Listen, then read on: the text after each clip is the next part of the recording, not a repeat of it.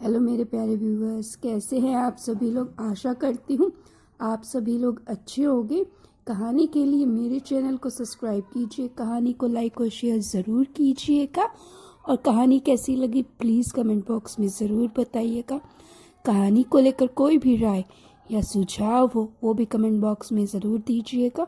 तो शुरू करते हैं हम आज की अपनी कहानी। मेहंदी लगा कर रखना, डोली सजा कर रखना, आएंगे तुझको लेने गोरी तेरे सजना। हाल में यह गाना बज रहा था। अपनी सखियों के बीच गिरी मेहुल के हाथों पर मेहंदी लग रही थी। साथ में उसकी सहेलियां उसे छेड़ भी रही थी, जिसे सुनकर मेहुल का चेहरा शर्म से लाल हो रहा था। मेहुल रोहित के सपनों में खोई हुई थी। तभी मेहंदी लगाने वाली की आवाज़ सुनकर मेहुल अब सपनों के संसार से बाहर निकल आई। वह कह रही थी कि मेहंदी के रंग को और गहरा करने के लिए लौंग का धुआं हाथ पर ले लेना तो मेहंदी का रंग और भी गहरा हो जाएगा। वास्तव में मेहुल के हाथों में मेहंदी का रंग बहुत गहरा रचा था। उसने अपनी सबसे प्यारी सहेली से कहकर अपने हाथों की मेहंदी की फ़ोटो खिंचवा कर रोहित को भेज दी और साथ में मैसेज भेजा कि इसमें अपना नाम ढूंढ कर दिखाओ। उधर से जवाब आया, क्या इन हाथों पर ही हमारा नाम लिखा है? मेरा नाम तो तुम्हारे रोम रोम पर लिखा है। मैसेज पढ़कर मेहुल स्वयं से ही शर्मा गई। दूसरे दिन नियत समय पर बारात दरवाजे पर आई। शादी की सभी रस्में पूरी हुई और विदा की वेला आ गई। विदाई के समय मेहुल का रो रो के बुरा हाल था। उसकी यह दशा रोहित से देखी नहीं जा रही थी। मेहुल के माता पिता ने मेहुल का हाथ रोहित के हाथ में देकर कहा, बेटा, आज हम अपने जिगर के टुकड़े को तुम्हें सौंप रहे हैं। आज से यह तुम्हारी अमानत है। रोहित ने कहा, आप लोग चिंता ना करें, अब मेहुल की खुशियों का ध्यान मैं रखूंगा। आपको कभी शिकायत का मौका नहीं मिलेगा। मैं अपने जीते जी मेहुल के हाथों की मेहंदी का रंग फीका नहीं पड़ने दूंगा। यह सुनकर मेहुल के साथ साथ उसके माता पिता के चेहरे पर संतोष की मुस्कान आ गई। मेहुल अपने ससुराल में बहुत खुश थी। उसके सास ससुर मेहुल को बहुत प्यार करते थे और देवर भी अपने भाभी का बहुत सम्मान करता था। मेहुल के चारों ओर खुशियां ही खुशियां थीं। उसकी सास कहती, बहू, अभी तो तुम्हारे हाथों की मेहंदी भी नहीं छूटी है, इसीलिए अभी तुम घर के कामों को हाथ न लगाना। काम तो जीवन भर करना है। अभी तो तुम सिर्फ सज सवर कर रहा करो, क्योंकि मेरे रोहित को तुम इसी रूप में अच्छी लगती हो। यह सुनकर वह अपनी सासू माँ से ही शर्मा कर लिपट जाती। मेहुल का यह सब सपना लगता। वह सोचती, क्या किसी का ससुराल इतना अच्छा होता है? वह अपने ससुराल में इतनी खुश थी कि वह अपने मायके को भी भूल गई। देखते देखते 3 महीने कैसे बीत गए उसे पता ही नहीं चला। आज सुबह से ही उसके ससुराल में चहल पहल थी, क्योंकि आज रोहित का जन्मदिन था। रसोई घर से खाने की खुशबू आ रही थी। घर में शाम को इसी खुशी में एक छोटी सी पार्टी रखी गई थी। सभी तैयारियां पूरी हो गई थीं। मेहुल ने आज भी अपने हाथों में मेहंदी लगवाई थी, क्योंकि मेहुल के मेहंदी रचे हाथ रोहित को बहुत पसंद थे। मेहुल की सास ने कहा, बहू, जाकर तैयार हो जाओ, मेहमान के आने का समय हो गया है। मेहुल तैयार होने के लिए अपने कमरे में चली गई।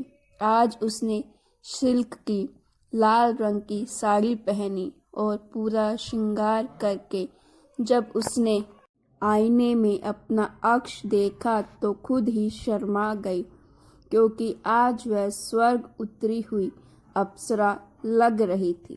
आँखों में काजल, होठों पर लिपस्टिक, सिंदूर से भरी हुई मांग, मेहंदी रचे हाथ, उसमें लाल कांच की चूड़ियाँ और सोने के कंगन। उसने आखिरी बार स्वयं को शीशे में देखा और कमरे से बाहर निकल आई। जब वह हॉल में दाखिल हुई तो सब उसे एकटक निहारते रह गए। तभी किसी ने उसकी सास से कहा, भाभी जी, कहीं आपकी बहू को किसी की नज़र ना लग जाए, इसकी नज़र उतार दीजिए। यह सुनकर मेहुल शर्मा गई। उसे देखते हुए उसकी सास ने कहा, पार्टी के बाद मैं इसकी नज़र उतार दूंगी। तभी किसी ने कहा, अरे भाई, जिसका जन्मदिन है वह कहीं दिखाई नहीं दे रहा है। मेहुल के पिता ने कहा, अरे वह बाजार तक गया है मेहुल के लिए बालों में लगाने के लिए गजरा लेने।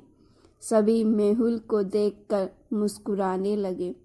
मेहुल ने शर्मा कर अपनी पलकें झुका ली। तभी मोहल्ले का एक लड़का भागता हुआ आया और बोला, अंकल जी, रोहित भैया का एक्सीडेंट हो गया है। यह सुनते ही वहाँ सब घबरा कर बाहर की ओर भागे। उस लड़के ने बताया कि उन्हें अस्पताल ले जाया गया है। सभी अस्पताल पहुँच गए। वहाँ उन्हें पता चला कि रोहित का ऑपरेशन हो रहा है।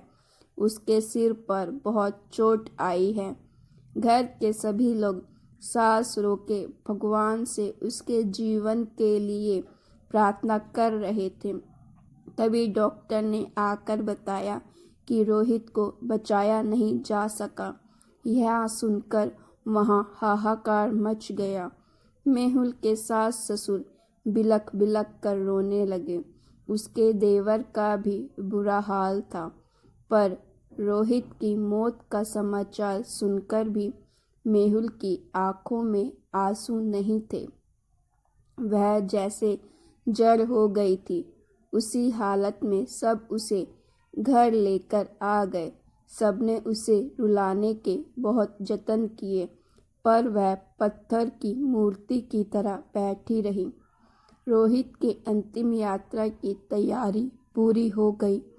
सब कहने लगे कि मेहुल को भी रोहित के अंतिम दर्शन करा दो। जब कुछ पड़ोस की औरतें उसके पास गई तो वह सुनने में एकटक देखती हुई मुस्कुरा रही थी। सभी आपस में बात करने लगे, कैसा कलयुग आ गया है कि पति की मौत पर भी आजकल की औरतें आंसू नहीं बहाती, उसकी मौत पर हंसती हैं। यह सुनकर सबने मेहुल की ओर देखा। सचमुच उसके चेहरे पर मुस्कान थी। उसके घर वाले यह देखकर आश्चर्य में पड़ गए कि जो मेहुल रोहित के शरीर पर लगी एक खरोच देखकर रोने लगती थी, आज वह रोहित की मौत पर हंस रही है। उन्हें यह देखकर विश्वास नहीं हुआ। तभी एक औरत ने नफरत से मेहुल के कंधे को पकड़ते हुए कहा कि पहले अपने पति का अंतिम दर्शन कर लो, फिर मुस्कुराना। पर यह क्या, उस औरत के छूते ही मेहुल का निर्जीव शरीर एक तरफ लुढ़क गया। यह दृश्य देखकर वहाँ उपस्थित सभी लोगों के मुंह से चीख निकल गई। आज मेहुल भी अपने रोहित के साथ अनंत यात्रा पर निकल गई थी। उसने आज यह साबित कर दिया था कि उसके मेहंदी रचे हाथों के साथ साथ उसके रोम रोम पर भी सिर्फ रोहित का ही नाम लिखा हुआ था। आज उस घर से दो प्रेमियों की अर्थी एक साथ उठी। ऐसा गहरा और अनोखा प्रेम देखकर वहां उपस्थित लोगों की आंखों से गंगा जमुना बह रही थीं। ऐसा दर्दनाक दृश्य देखकर ईश्वर की आंखें भी नम हो गई होंगी, क्योंकि आज एक सुहागन अपने हाथों में मेहंदी से खिले अपने पति का नाम को उसी से ढूंढवाने के लिए उसके साथ स्वर्ग तक चली गई। तो गाइस, आपको ये स्टोरी कैसी लगी? अच्छी लगी तो लाइक कीजिएगा और ऐसी स्टोरीज के लिए मेरे चैनल को सब्सक्राइब कीजिएगा।